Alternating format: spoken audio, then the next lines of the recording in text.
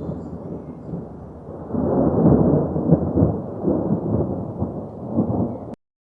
couple of days ago, I got a message from a black man, and he was telling me that, hey, I've been watching a few of your videos. I'm really enjoying the fact that you have a strong dislike against the Democratic Party, that you are not on the Democratic plantation. I love it. But what is it exactly about the Republican Party that you dislike?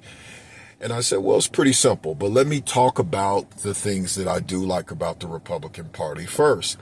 So one of the things I like about the Republican Party is the idea of pushing for the Second Amendment. Now, I do think we need to do some controllables because all these shootings are just ridiculous. I personally don't know what the answer is. But at the same time, I live in America. I'm a black man who lives in America, and I think I need to be protected given the fact that I'm on these highways often. And anytime you ride about 25 miles outside of a major city or college town, it's pretty much Whiteville. And that's pretty much most of America. So I believe in being able to protect my person, my body, and the people that I care about. So I'm big on the Second Amendment when it comes to that. I also believe in the concept of the family, the nuclear family. Now, I understand there might be some issues with the nuclear family, but I think it's the best format that we have. You know, the only one that we can really say that has some of the best outcomes, although it does have some weaknesses from time to time. I also have a certain type of feeling about abortion. I'm a black man who loves my people, so the idea of our babies being aborted, I'm just not really feeling it too much. So we have those things working in my favor when it comes to the so-called conservative party. Now, the one thing that I don't like about it, and we can start on that one, is the GOP are open white supremacists and white Christian nationalists. That's what this modern GOP is, or at least the modern Republican Party, where if you're a black person, you pretty much have to swallow everything they throw at you. I remember when I was a Republican, it wouldn't be hardcore. Like, they wouldn't say, oh, the N-word. They wouldn't even say silly jokes, which for what I understand, talking to a lot of black conservatives, a lot of these white people will say these jokes, these racist jokes, because they're comfortable with you. I never allow even my conservative, so-called conservative friends to get that comfortable with me to the point where they can just say racist jokes. But there were subtle things, and I had to pretend that it didn't exist. And you'll even have black people who are part of the Christian Conservative Party who will be quick to say, hey, racism doesn't exist. Now, some will acknowledge it'll exist, that it does exist, but they'll say, oh, that was a long time ago, or it doesn't happen a whole lot, and black people are victimizing themselves and all this old silly nonsense. So I will say that is number one on my list of why I don't like them. And I'm going to intertwine two particular subjects, race and immigration, to just kind of highlight my point. So throughout my life, all I've seen is war-torn lands. Let's go and see some of the areas in Africa that might have a warlord or some issues there. And you'll see America is quick to reject the people that want to come to America for refuge. And this includes even during Donald Trump's first tenure and his current tenure. He'll call a black country an S-hole nation. He'll call it an S-hole country. Okay. Now, this includes even the Central American countries where America has done everything in its power to go down there to destabilize these nations, to make these countries hurt in so many ways. So when these people come up from Central America or even from parts of the Caribbean, then suddenly America, oh, we don't want them. They want to deport them. Anytime a person has a darker hue that's darker than the garden variety white person, this is what you get from white Christian nationalists, the GOP, the Republican Party. This is typically what you get. But lo and behold, as we can see, there is no genocide that's happening over in South Africa. We have Trump bringing in so-called white African refugees who are all in their feelings because these people are actually speaking out against them in their own country. This is their land. South Africa is their land. And you somehow believe that you could just subjugate them to an oblivion. It's just ridiculous. But this is what we expect because they are so entitled. They're so emotional. So that is one of the things I would like to highlight, the sheer hypocrisy where they are talking about deporting anybody who comes to America, who, even if they sneak in, if they don't sneak in, they don't really want you in here like that. If you're a black person or if you're a so-called Hispanic, you're going to either have to play a certain type of cooning game or be their pet on a leash game, or you essentially have to get up out of here. They don't want you. They don't want you. That's a problem. And the hypocrisy when it comes to, oh, well, let's go ahead and deport these people out of the country, but yet white South Africans, let's just bring them in and give them financial support. Therefore, they can just slide straight in with ease to be an American citizen. No problem. See, and I got a problem with that. There are absolutely plenty of war-torn nations around the world, whether it be in the Middle East, whether it be in South America, whether it be in Africa.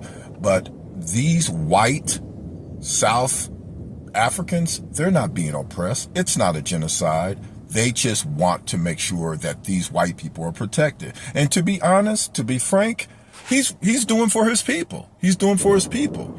And so I can't really hate it on him, but I also have to point out the hypocrisy of Donald Trump and his minions.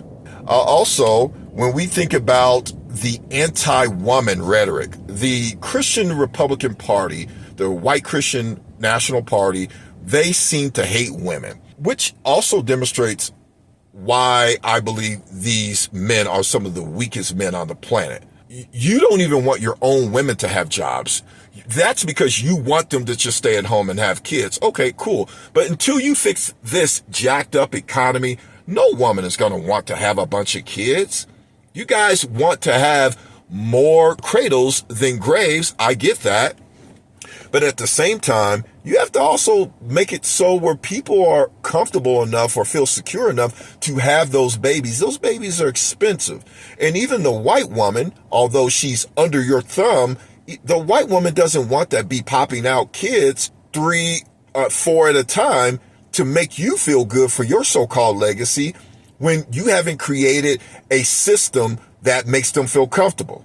And I say this, and this goes out to you divestors because you claim that the black man has not created a system. So let's go ahead and give credit to the white man who's created this system, a system that is geared to make sure that he advances, no one else.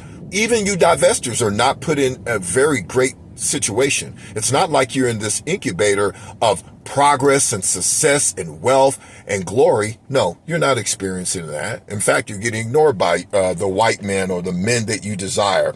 Their anti-education rhetoric, the idea of defunding education institutions, pushing the idea of, we don't want indoctrination in schools. And I find that interesting because these are the very people who love to try to talk about that they're against indoctrination, but they are pushing indoctrination. This is why they like to push the whole prayer in schools thing. And let me just say this because I understand there are a lot of Christians in America. Let me say this because a lot of people be like, well, prayer in school is not that bad of a thing. I think that's a great thing. You'll hear black people say that. You'll hear black people talk about, open prayer. It's a good thing. But here's the thing. We should not have a state-sanctioned religion. It's been tried before. We see it throughout the world where it's tried and it doesn't work very well for the civilians. And also you have to understand, I understand that most Americans are Christian, but here's the problem. If you're at a school, let's say it's a school, you have a teacher. Let's say you are a Baptist Christian, a Southern Baptist Christian, and the teacher or the administrator or whoever over the loudspeaker is doing their prayer for the morning after the Pledge of Allegiance. They're doing their prayer. but they're trying to hype your kids up to speak in tongues, or they're more Pentecostal in nature. See, do you feel comfortable with your kids having their version of the Christian faith shoved down their throat?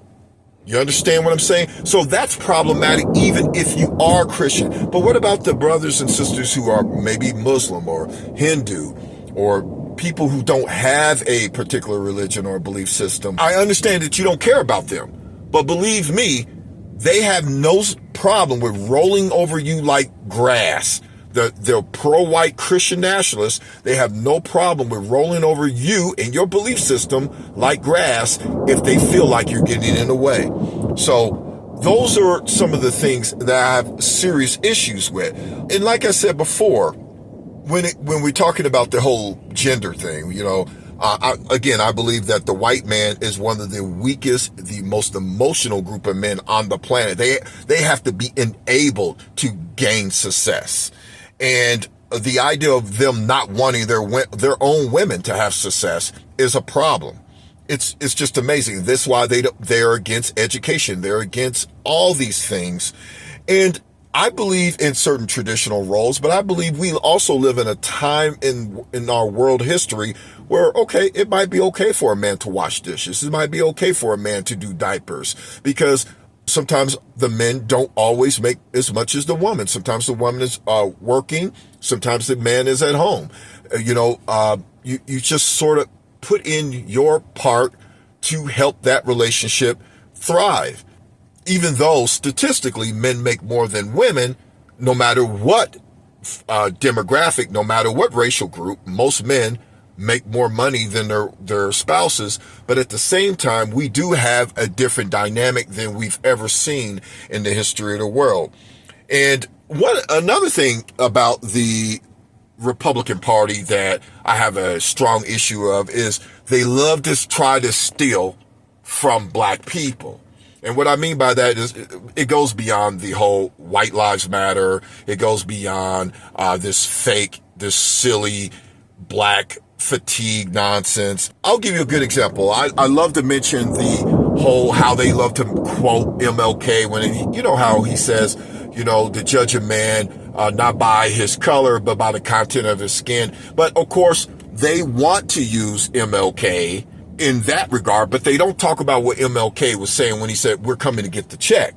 They don't bring that MLK up. They bring up the soft hands across America. We love everybody MLK. We don't see color, a colorblind society, which is ridiculous. You can never have a colorblind society. But they also, believe it or not, even though they hate this man, they hate him with impunity. Malcolm X. They absolutely hate Malcolm X, but the one thing I've noticed they love to talk about when Malcolm X have that quote, basically warning black people to be careful or at least be aware of the white liberal. They love bringing that up. They absolutely hate Malcolm X. They hate everything that he stands for, whether it be his religion, that he was a strong black man, that he was diligent, that he loved his people, because the black people they tend to love are the black people who hate their own people. You have to also understand that. This is what we're dealing with.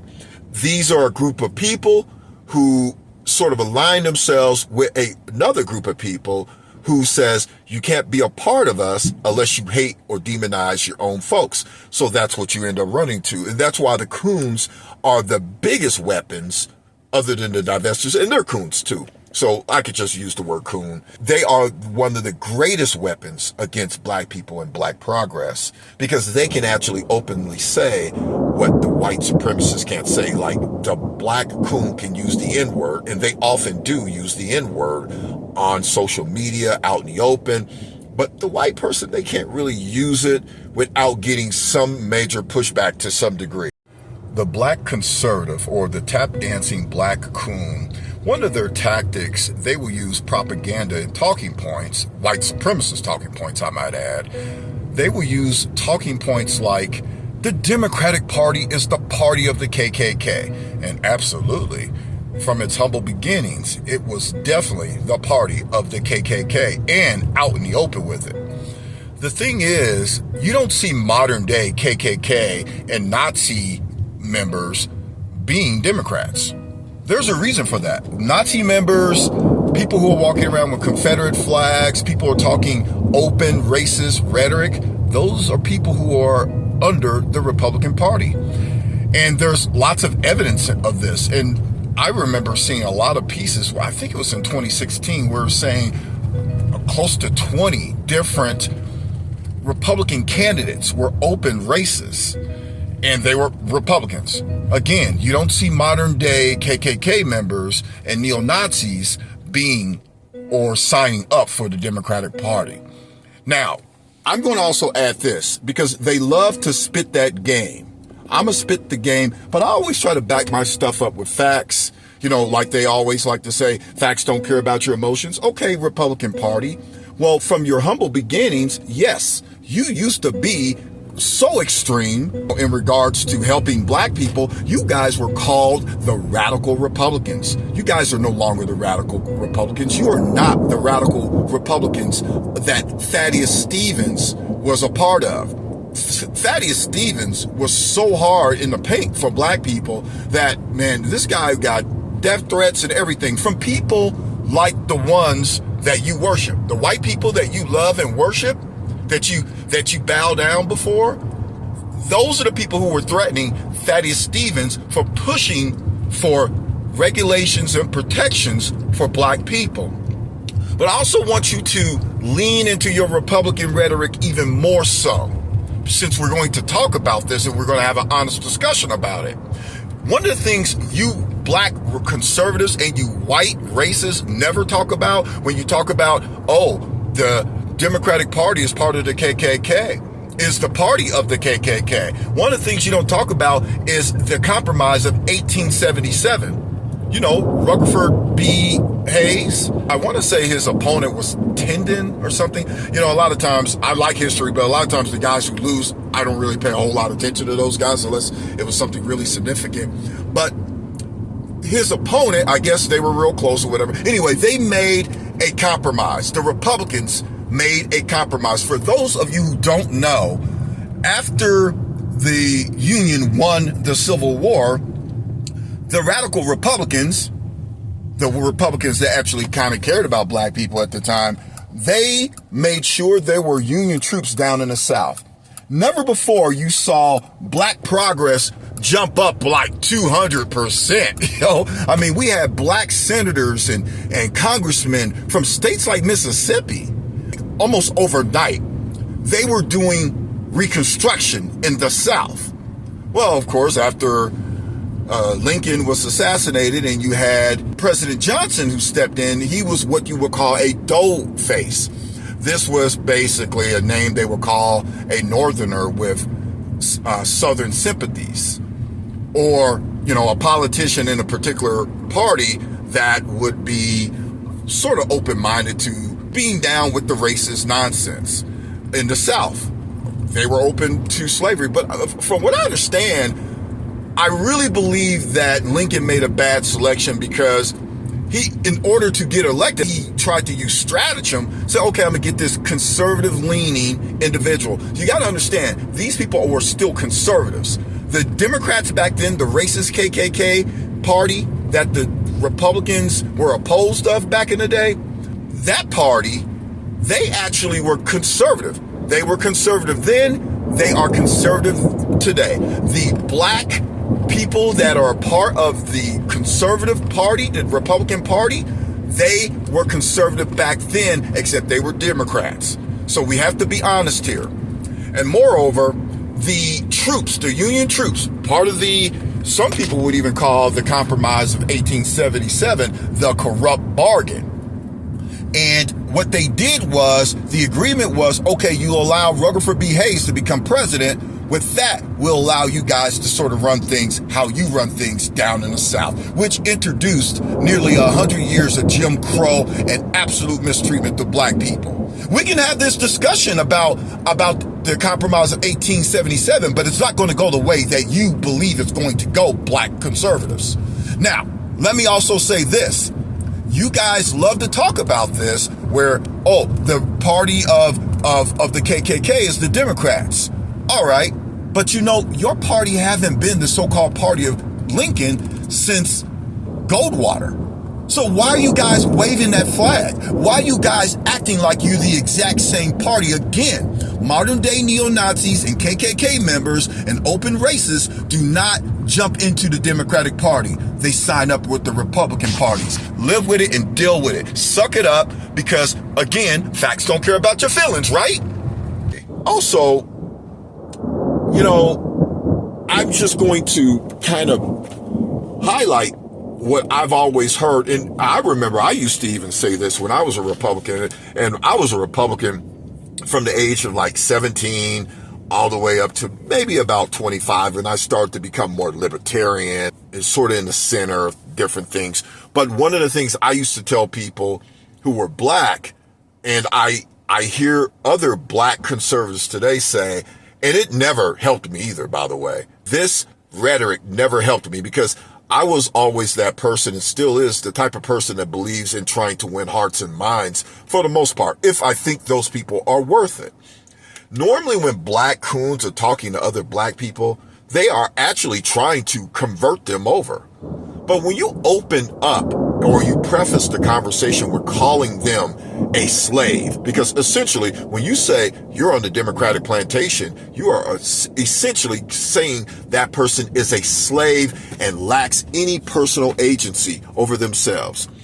Well, my caveat to that whole you are on the Democratic plantation is, so are you. You black conservative Christians are on the black conservative coon train. You're also on the plantation. See, you somehow believe leaving the Democratic plantation has given you some level of freedom. No. You had temporary freedom.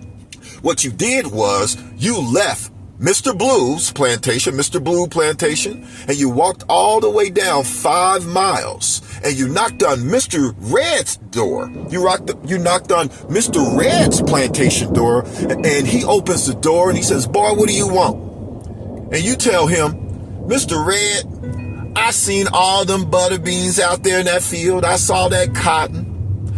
I saw all that tobacco around there and those vineyards in the back. I saw all that massa, and I want you to be my new massa. I escaped from the Democratic plantation, but I want to be your slave. I want to be your slave, massa. I love you. That's what you've done. See, you black Christian conservatives somehow believe because you walked away from the air quotes Democratic plantation that you're not on a plantation. You still are on their plantation. In fact, you mofos are going hard in the paint, working sweat. Man, you guys are sweating from 4 a.m. to 11 p.m. at night. Like the sun has been down for 5 or 6 hours. You guys are working out in that cotton field for the white plantation master. You're working hard for Mr. Red, for Mr. GOP. You're working hard for the Republican Party. You're working hard on his plantation, picking that cotton out in the wee hours of the night. You're working hard. In many ways, you work harder than the black slaves that are on the so-called Democratic plantation because at least they get some semblance or some illusion of rest. You guys don't get any rest because you always have to be out on front. You always have to demonstrate your hate towards your own people. You always have to kiss ass to be accepted. That's a plantation slave. That's all you do is slave. All you do is mule for the white man. So just because you walked away from the so-called Democratic plantation, and I don't like the Democratic plantation, that doesn't mean that you're a free man. See, I'm a free man. I don't align myself with neither particular party. I'm one of those Negroes who is a runaway Negro. Yeah, that's right. I'm barely eating in the night. I got to look at the stars to try to find my way up north. Yeah, I'm in the swamps, waist high in the swamps with water moccasins swimming around me, trying to dodge all these big freaking mosquitoes. But I'm free. You see, I'm free. You're a slave working for the white Christian Republican Party plantation. But you somehow believe, because you're under this delusion, you believe because you left the Democratic plantation that you're a free man. And I would pose to you guys, I don't call you guys brothers because you coon too much. I would call maybe a brother like Roland Martin. I disagree with Roland Martin. I disagree with his tactics. Often how he engages with black people, it kind of turns me off. It's off-putting, but he's not a coon. I see that he really cares about his people. I think he's wrong in his tactics, but I can't call him a coon. Now, you guys will call him being on the Democratic plantation and a Democratic shill, which is you could make a good point there. But you Christian Republicans who happen to be black, who's tap dancing and coddling the nutsack of the white supremacists, you're cradling. You got the balls right up in your mouth. You just sucking them in. It's just so sad how you guys just bow down to the white man. How you kiss the ass of the white man. How you beg for approval and appreciation and to have acknowledgement from the white man. It's just amazing. It doesn't surprise me because I've seen it for at least 2 decades strong. But you guys are on the white Christian conservative, the Republican Party's plantation. And you're picking cotton. In fact, your bags are bigger, way bigger than the black people who happen to be on the Democratic Party plantation, because they don't have to work that hard. You guys have to work hard, and you have to demean yourselves in order to be appreciated, accepted, and respected. And by the way, no one really truly respects a traitor. Those white supremacists really don't respect you. Don't get it twisted. They see you as a traitor to your own people. They'll use you as a tool. They'll see you as a mechanism to maybe tap into more black people who might be open-minded to being controlled. They're easily manipulated, or people who might be sort of kind of lost their way. They don't want to be a free Negro, but they see a home on somebody's plantation. They might, be okay with you playing that role, you playing that sort of position, but you'll never be able to be a quarterback. No, you're going to have to go out there and hit. And most of the time, the tackles that you do are black people because you hate your people. But anyway, I'm going to go ahead and wrap this up anyway.